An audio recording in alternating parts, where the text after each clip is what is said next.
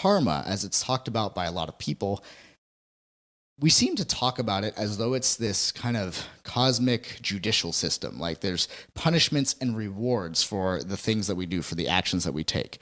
And the reality of what karma is karma is our own doing, our actions. In other words, there's not some external force controlling our karma. Karma is our own doing, the cycle that we are creating. It is the whole idea of cause and effect. And going into that principle of causality, we realize that everything we say and do, and even what we think, has an effect. We start at cause. We are the point of convergence. The moment of now is the point of convergence where you are able to redefine your past and even redefine what you're capable of in the future. And you do that through the present moment. So your karma is your own doing and the things that essentially you have created for yourself and maybe even forgot that you created.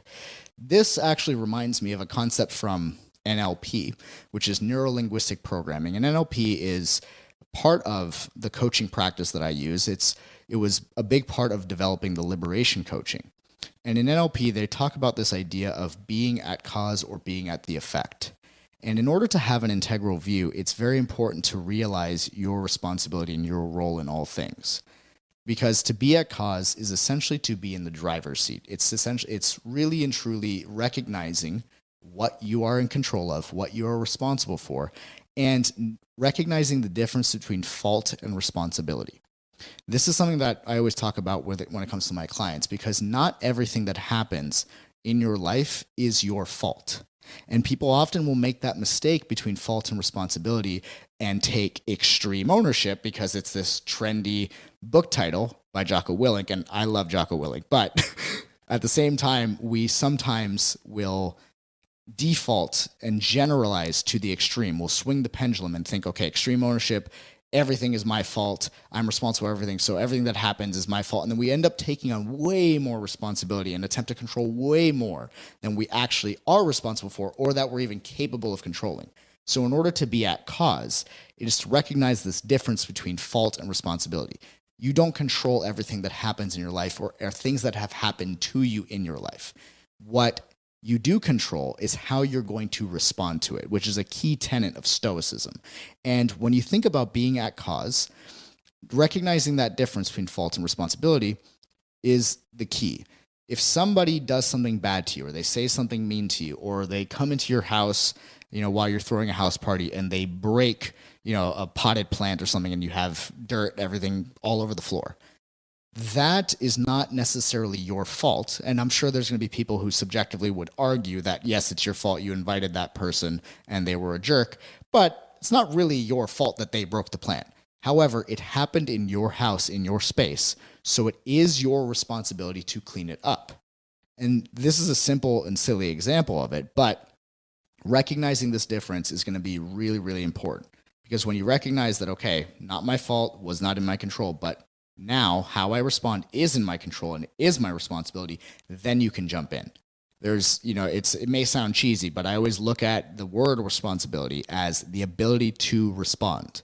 And when you look at it as the ability to respond, what you're doing is you're putting yourself at cause. You're allowing yourself to respond to the situations in your life, to respond to this present moment. So in order to have an integral view and a whole view of life, it's important to recognize when something is and isn't your fault, and to recognize where your responsibility exists in that situation.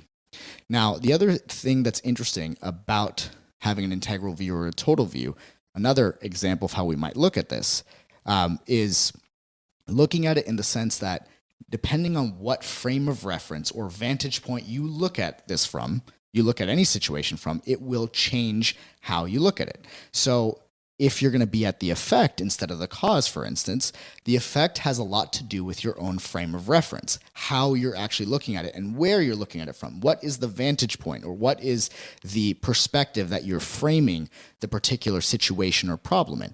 And that's going to make a huge difference too.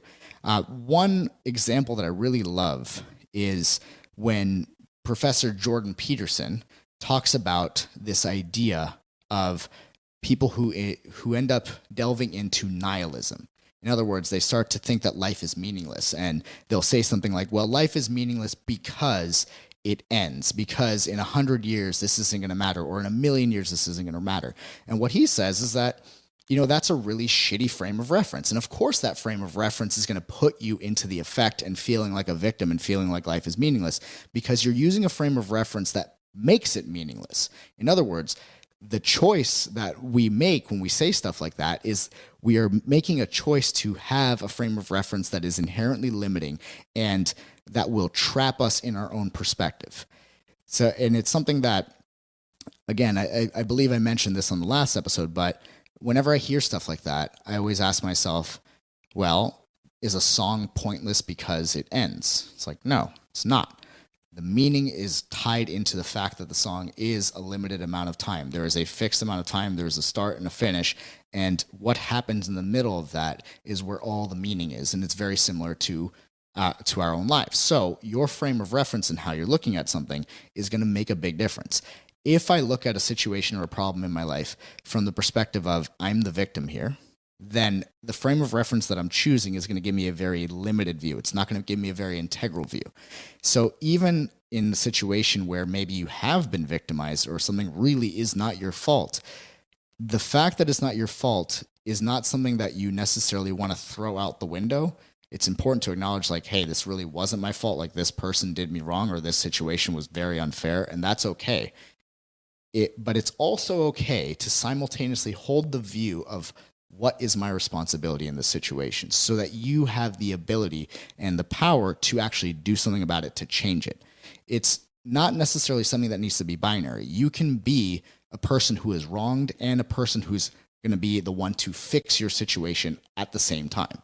And it's okay to hold that view. It's okay to live in that paradox. In fact, that is where a lot of life happens. It happens in these paradoxes.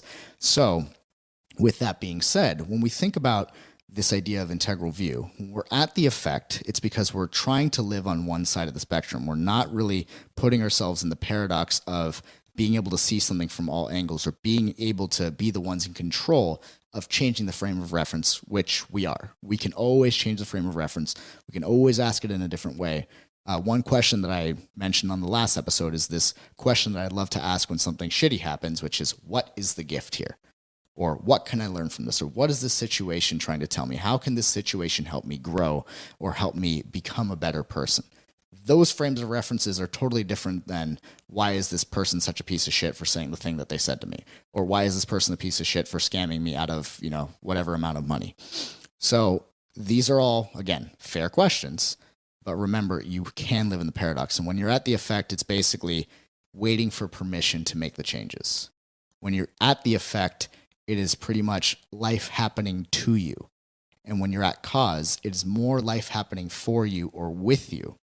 You're moving with it. You're not attaching to impermanence. You're not attaching to identity, but you're allowing yourself to have a total view.